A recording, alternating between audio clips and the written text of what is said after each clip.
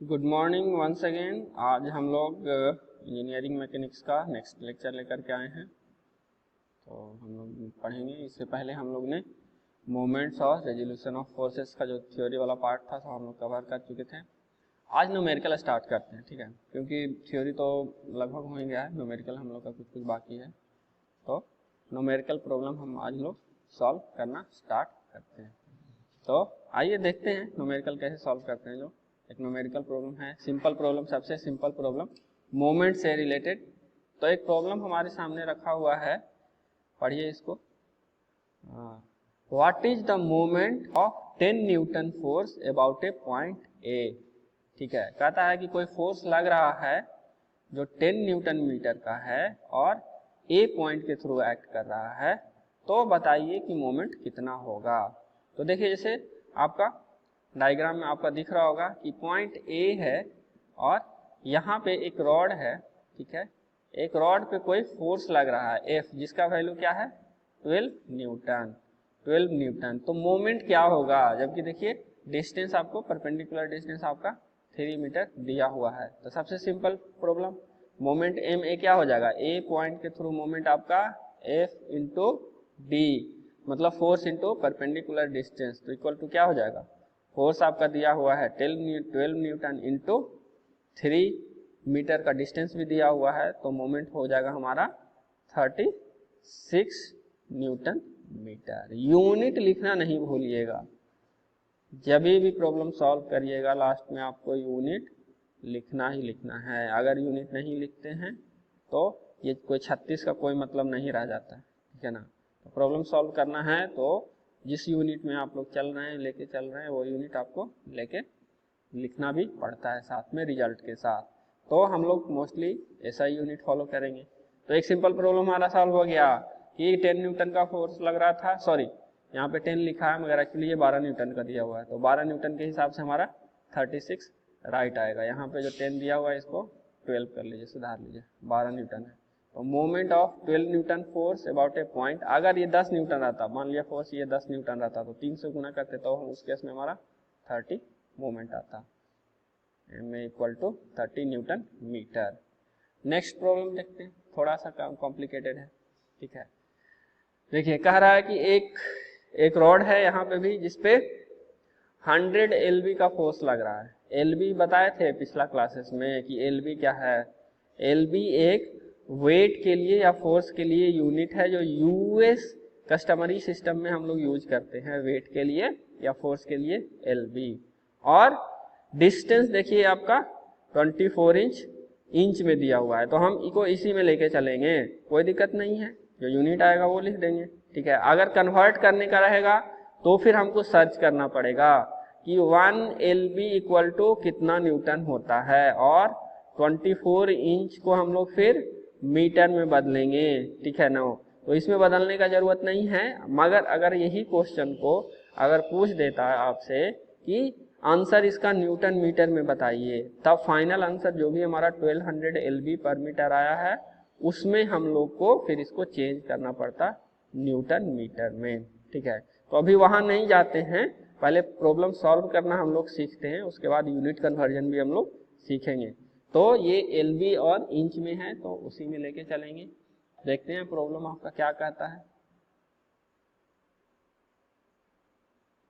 पढ़िए आप लोग प्रॉब्लम एक बार अपने से, खाली मेरे पढ़ाने से नहीं ना होगा, आप लोग भी मेहनत कीजिएगा तभी ना। तो कहता है कि moment about O is equal to the product of the force and perpendicular distance between the line of action of the force and O। Since the force tends to rotate the lever clockwise direction, the moment vector is into the plane of the paper. अब बोल रहा है कि ये जो 100 LB का इस पे कोई फोर्स लग रहा है, ठीक है, 100 LB का फोर्स लग रहा है लीवर पे, कहाँ पे, ए पॉइंट पे। अब बोल रहा है कि बताइए कि इस O पॉइंट के थ्रू मोमेंट कितना जनरेट होगा, O पॉइंट के थ्रू मोमेंट कितना जनरेट होगा हमारा। तो ओ पॉइंट से इस फोर्स का जो परपेंडिकुलर डिस्टेंस होता है वो निकालेंगे और फोर्स में परपेंडिकुलर डिस्टेंस से गुना कर देंगे, क्योंकि moment M O equal to simply हम लोग पढ़े हैं फोर्स इनटू परपेंडिकुलर डिस्टेंस। तो यहाँ पे फोर्स क्या लग रहा है, फोर्स लग रहा है यहाँ 100 LV का। देखिए एक लीवर है, एक बार फिर से क्वेश्चन आपको बताते हैं कि एक लीवर है जिसपे 100 LV का फोर्स लगा हुआ है। इस लीवर का लेंथ कितना है 24 इंची का, जो कि आपका हॉरिजॉन्टल से 60 डिग्री इंक्लाइंड है, 60 डिग्री इंक्लाइंड है, ठीक है, 60 डिग्री एंगल पे खड़ा हुआ है, तब ये फोर्स लग रहा है। अब बताइए कि मोमेंट ओ के थ्रू मोमेंट इस पे कितना होगा। तो ओ के थ्रू मोमेंट कितना होगा, ओ डिस्टेंस से परपेंडिकुलर डिस्टेंस, पॉइंट ओ से फोर्स का परपेंडिकुलर डिस्टेंस। तो ये जो 24 इंच आपको दिया हुआ है, क्या ये परपेंडिकुलर डिस्टेंस है ओ पॉइंट से? ओ पॉइंट से इस फोर्स का क्या ये परपेंडिकुलर डिस्टेंस है? ये परपेंडिकुलर डिस्टेंस नहीं है, ठीक है, ये परपेंडिकुलर डिस्टेंस नहीं है। अगर ये ऐसे है, एक लाइन है और इस पे फोर्स आपका ये लग रहा है, तो परपेंडिकुलर डिस्टेंस ये होगा फोर्स का, ये नहीं ना होगा परपेंडिकुलर डिस्टेंस। परपेंडिकुलर डिस्टेंस का मतलब क्या, फोर्स से परपेंडिकुलर डिस्टेंस होना चाहिए। तो सिमिलरली फोर्स को हम लोग लाइन ऑफ एक्शन को एक्सटेंड किए और यहाँ से जिस पॉइंट के थ्रू आपको निकालने के लिए बोल रहा है मोमेंट, उस पॉइंट से इस लाइन ऑफ एक्शन पे एक परपेंडिकुलर ड्रॉ किए, जैसे कि आपको यहाँ पे दिखाएं, ये एक परपेंडिकुलर ड्रॉ किए। अब ये डिस्टेंस डी परपेंडिकुलर डिस्टेंस हो जाएगा, ये डिस्टेंस डी परपेंडिकुलर डिस्टेंस हो जाएगा यहाँ पे, यहाँ से, ठीक है। तो ये डिस्टेंस निकाल लेंगे और इस फोर्स का मोमेंट हम लोग निकाल लेंगे। तो ये d क्या हो जाएगा, d कितना आ जाएगा, d डिस्टेंस कितना आ जाएगा। अगर ये एंगल 60 डिग्री है और ये डिस्टेंस आपका ये h इक्वल टू हाइपोटेनस, अगर इसका दिया हुआ है राइट एंगल ट्रायंगल का, यहीं पे बनाते हैं, अगर ये h इक्वल टू 24 इंच दिया हुआ है, ये एंगल थीटा दिया हुआ है, तो ये क्या हो जाएगा, ये वाला एंगल क्या, इतना डिस्टेंस क्या हो जाएगा, d जो दिया है, d इक्वल टू क्या हो जाएगा, h cos थीटा हो जाएगा, h cos थीटा हो जाएगा। तो h का वैल्यू क्या है हमारा 24 इंच और cos 60 डिग्री, सिमिलरली यहाँ पे लिखा है 24 inch cos 60 degree equal to कितना 12 इंच आया, क्योंकि cos 60 का वैल्यू क्या होता है 1/2, तो cos 60 का वैल्यू 1/2 पुट करेंगे तो 12 इंच आ जाएगा, यहाँ पे 12 इंच आ जाएगा। अब d का वैल्यू मालूम चल गया, परपेंडिकुलर डिस्टेंस मालूम चल गया, तो मोमेंट निकाल लेंगे, मोमेंट निकाल लेंगे, क्या है force into perpendicular distance 1200 LB। इसी क्वेश्चन को अगर हम लोग न्यूटन मीटर में कन्वर्ट कर दें तो क्या हो जाएगा, न्यूटन मीटर में अगर हम लोग इसी वैल्यू को ही, केवल हम यूनिट कन्वर्जन पे भी नहीं जाते हैं, इसी वैल्यू को, तो यहाँ पे आपको जो LV जो यूनिट आया था, ये जो यूनिट आपका LV दिखा रहा है, यहाँ पे न्यूटन मीटर हो जाता है, ठीक है। मगर अगर एग्जैक्टली अगर हम इसको अगर हम करेंगे यूनिट कन्वर्जन कि ठीक है, जो 1200 LV हमारा है,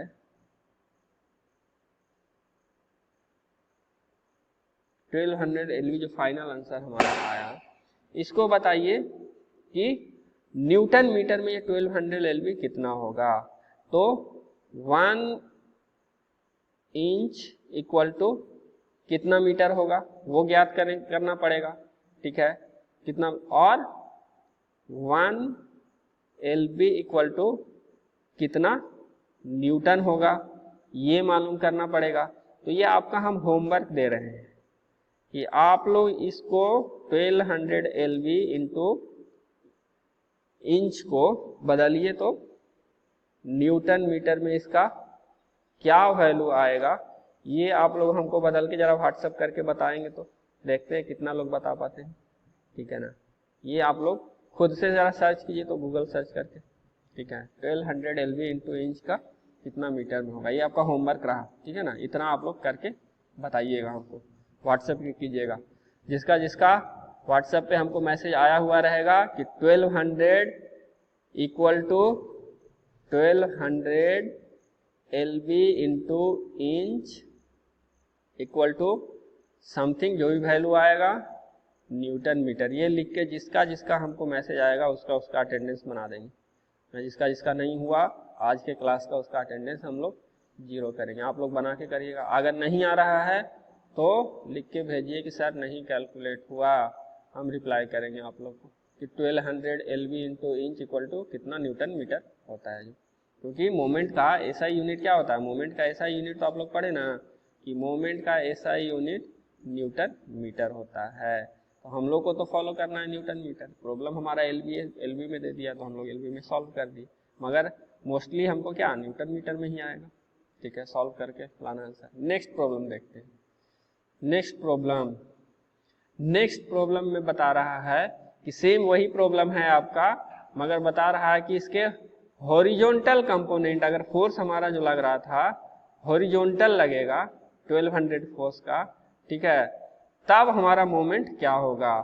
पिछला प्रॉब्लम में क्या वर्टिकल, ये जो एफ लग रहा था 100 LV का, 100 LV का जो एफ लग रहा था आपका, वो क्या लग रहा था, वो आपको लग रहा था हॉरिजॉन्टल फोर्स, सॉरी वर्टिकल लग रहा था। देखिए इसमें अभी वही फोर्स को कन्वर्ट कर दिया कि अगर ये फोर्स हॉरिजॉन्टल डायरेक्शन में लगे तब मोमेंट कितना होगा, फिर मोमेंट कितना होगा। तो हॉरिजॉन्टल डायरेक्शन में सिमिलरली आप हॉरिजॉन्टल डायरेक्शन से परपेंडिकुलर डिस्टेंसेस का कितना हो जाएगा ए का, तो फोर्स के लाइन ऑफ एक्शन को एक्सटेंड किए और एम से यहाँ ओ से आप डाले एक परपेंडिकुलर, तो ये परपेंडिकुलर डिस्टेंस हमको मिल गया। अब ये परपेंडिकुलर डी हमको मिल गया डिस्टेंस।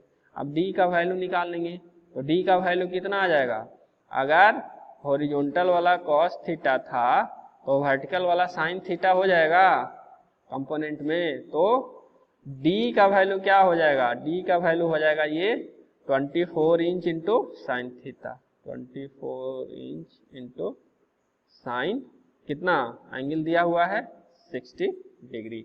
वैसे भी नहीं समझ में आता है तो ये अगर राइट एंगल ट्रायंगल है, अगर आपको एक तरह से आप बताते हैं कि ये वैल्यू h हमको दिया हुआ है, ठीक है, ये वैल्यू h हमको दिया हुआ है।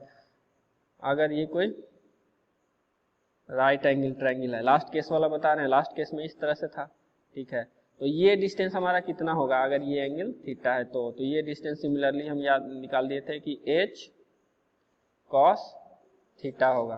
तो ये एंगल अब हमको वो नहीं पूछ रहा है, अब बोल रहा है कि फोर्स हमको जरूरत है हॉरिजॉन्टल से परपेंडिकुलर डिस्टेंस का, तो हॉरिजॉन्टल से परपेंडिकुलर डिस्टेंस निकाल दिए, यहाँ से एक परपेंडिकुलर डाल दिए।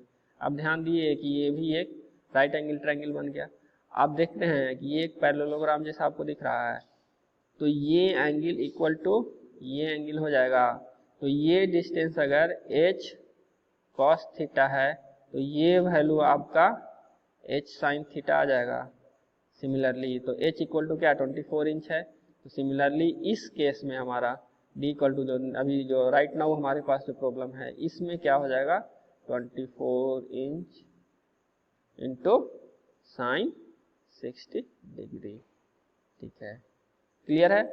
अगर नहीं समझ में आया है तो फॉर्मूला आप लोग ये कैसे निकलता है आप लोग 9th 10th में भी पढ़े होंगे, लाल बटा कक्का एगो फॉर्मूला पढ़े हैं, नहीं पढ़े हैं, याद करिए, बहुत लोग पढ़े होंगे, ठीक है, तो उससे निकल जाता है। ठीक है, आपको जब नेक्स्ट वीडियो आएगा या अगर कोई प्रॉब्लम है तो वो भी बता देंगे आपको कि ये कैसे निकलता है। इसे तो बहुत आसान है, आप लोग 9th 10th का सिंपल जो राइट एंगल ट्रायंगल पढ़े होंगे, sorry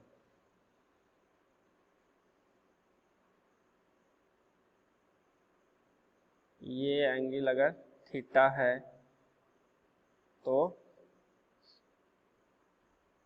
sine theta cos theta और टैन थीटा इक्वल टू क्या हो जाएगा, अगर ये h है, सॉरी अगर ये b है और इसको अगर सॉरी इसको अगर k ले लो और इसको हाइट ले लो, ठीक है, तो b h और k, ठीक है, तो ये b का वैल्यू कैसे निकालेंगे, cos थीटा लगा देते हैं ऊपर में, सबसे ऊपर में देखिए स्क्रीन का, cos theta equal to k by b है, तो b का वैल्यू क्या आ जाएगा, क्रॉस मल्टीप्लिकेशन करेंगे तो b इधर चल जाएगा और क्रॉस मल्टीप्लिकेशन करेंगे तो b इधर चल जाएगा।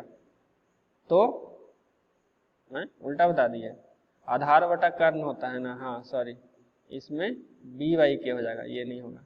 Cos theta equal to B by K, तो B equal to cos theta into K, ठीक है। इस तरह से आप लोग निकालते हैं हम लोग वैल्यू। तो यहाँ से समझ गए कि ये साइन थीटा कैसे हुआ और ये साइन थीटा कैसे हुआ और ये वाला वैल्यू कॉस थीटा कैसे हुआ था। तो अब हम लोग मोमेंट पे आते हैं। मोमेंट हम लोग कैसे इसका निकालेंगे। तो सिंपली लाइन को एक्सटेंड किए, ओ पॉइंट से परपेंडिकुलर डाले, परपेंडिकुलर का जो डिस्टेंस था वो निकाले, तो परपेंडिकुलर का डिस्टेंस हमारा d साइन थीटा आ गया। d का वैल्यू परपेंडिकुलर का वैल्यू ये, तो d equal to sine theta into 24 inch आ गया। सेम चीज लिख दिए, कितना आ गया, d equal to sine theta, तो d कितना था 24 inch into sine 60 degree, 24 inch into sine 60 degree कितना आ गया, 24 इंच इंटू साइन 60 डिग्री। आप फोर्स से इसको मल्टीप्लाई कर देंगे, तो फोर्स से मल्टीप्लाई कर देंगे तो आपका मोमेंट निकल जाएगा। मगर इस केस में क्या आपको मोमेंट ही दिया हुआ है, मोमेंट ऑलरेडी दिया हुआ है और फोर्स निकालने के लिए कह रहा है। तो M O equal to F into D, M O मालूम है, डी डिस्टेंस मालूम है, तो एफ निकल जाएगा। तो D F equal to M O by D कर दिया है, एम ओ वाई डी निकल गया। फोर्स आपका 57 LB न्यूटन, ठीक है। क्लियर है यहाँ तक। नेक्स्ट प्रॉब्लम देखते हैं, एक और प्रॉब्लम सॉल्व करते हैं। इसमें देखो, इसमें भी उसी तरह का प्रॉब्लम है कि मोमेंट आपको 1200 LB दिया हुआ है, ठीक है, 1200 LB दिया हुआ है और फोर्स निकालना है। तो फोर्स इसमें क्या, सबसे पहला वाला प्रॉब्लम देखिए, उससे उसी के तरह का है। उसमें फोर्स दिया हुआ था, इसमें आपका मोमेंट दिया हुआ है। मगर इसमें एक चीज और क्या दिया, ये ऑलरेडी जो फोर्स लग रहा है, ये फोर्स जो ऑलरेडी आपका लग रहा है वो ऑलरेडी परपेंडिकुलर डिस्टेंस पे है, ऑलरेडी परपेंडिकुलर डिस्टेंस पे है। ये फोर्स जो F लग रहा है, F जो लग रहा है ऑलरेडी इसके परपेंडिकुलर है। तो अगर इसके परपेंडिकुलर है तो यहाँ से यहाँ का बीच का डिस्टेंस परपेंडिकुलर डिस्टेंस हो जाएगा। तो M O equal to same पढ़े थे F इंटू डी। अब परपेंडिकुलर डिस्टेंस D ऑलरेडी दिया हुआ है कितना, 24 इंच। फोर्स का वैल्यू हमको मालूम नहीं है, मगर मोमेंट ऑलरेडी आपको 1200 LB दिया हुआ है प्रॉब्लम में। तो moment 1200 LB into inch equal to क्या हो जाएगा, फोर्स F इंटू डिस्टेंस कितना, 24 इंच। तो F का वैल्यू निकल जाएगा, F इक्वल टू ये 24 इंच, क्रॉस मल्टीप्लिकेशन होकर नीचे चला जाएगा, 1200 divided by 24 equal to 50 LB, ठीक है। तो यूनिट हमेशा LB क्यों, क्योंकि यहाँ पे जो इंच था, यहाँ वाला 24 इंच से डिवाइड हुआ तो ये इंच कैंसिल हो गया। तो इसमें जब फोर्स है तो फोर्स का यूनिट कितना आएगा, फोर्स का यूनिट केवल LB में ही आएगा ना, फोर्स थोड़ी है LB इंटू इंच होता है, तो मोमेंट आपका LB इंटू इंच होता है ना, ठीक है। इस तरह से हम लोग प्रॉब्लम प्रोसीड करेंगे।